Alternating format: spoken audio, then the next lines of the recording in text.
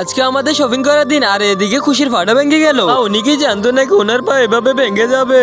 এই দুইজনই কতটাই গাধা যে আমি যে অভিনয় করছি তারা একটুও বুঝতে পারছে না। খুশি ব্যথা পায় না, খুশি ব্যথা তৈরি করে। কোন বোকা মানুষটি শপিং মলে গিয়ে এত বড় বড় ব্যাগগুলো নিয়ে বোঝা পড়বে? আমি ফা ভাঙ্গার অভিনয় করবো, এদিকে পুষ্পাকে খাটাবো। খুশিকে এখানে কিনে আনলে আর এখন সিঁড়ি দিয়ে ওকে কিভাবে তুলবে? তো মা, আমি আপনাদের সঙ্গে শপিং করতে পারবো না। আমি আছি তো খুশি ভাবে, আপনি কেন চিন্তা করছেন? তুমি কি করতে যাচ্ছ? ও পেয়েছি দুইটা, একজন আরেকজনকে খুব ভালোবাসে।